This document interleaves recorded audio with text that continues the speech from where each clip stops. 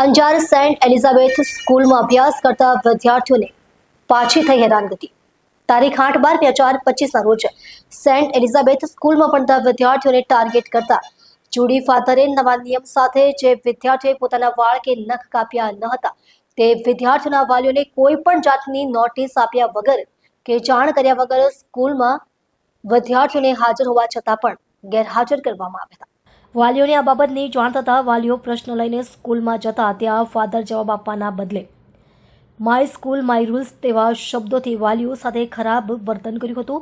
તેથી તારીખ 10/12/2025ના રોજ અખિલ ભારતીય વિદ્યાર્થી પરિષદના નગરમંત્રી ધ્રુવરાજસિંહ શેખાવત, નમન ગોસ્વામી, શાહ માહેર, અશ્વિન પઢિયાર અને વિવેક આહિરે સહિતનાઓ દ્વારા શાળામાં આવેદનપત્ર દ્વારા માંગ રાખી કે આવી કોઈ પણ જાતની ગેરજવાબદારી શાળા દ્વારા ન થાય ને જે વિદ્યાર્થીની ગેરહાજરી માર્કિંગ કરવામાં આવી તેની પાછી હાજરી કરવામાં આવે અને આગળથી આવું ન થાય તેવું અખિલ ભારતીય વિદ્યાર્થી પરિષદ દ્વારા જણાવવામાં આવ્યું। જો વિદ્યાર્થીઓને અન્યાય કરવામાં આવશે તો આવતા સમયમાં ઉગ્રમાં ઉગ્ર આંદોલન કરવામાં આવશે, જેની સમગ્ર જવાબદારી શાળાની રહેશે તેવું અખિલ ભારતીય વિદ્યાર્થી પરિષદના વિદ્યાર્થીઓએ જણાવ્યું હતું। સ્ટોરી ભરત ઠાકોર, કચ્છ।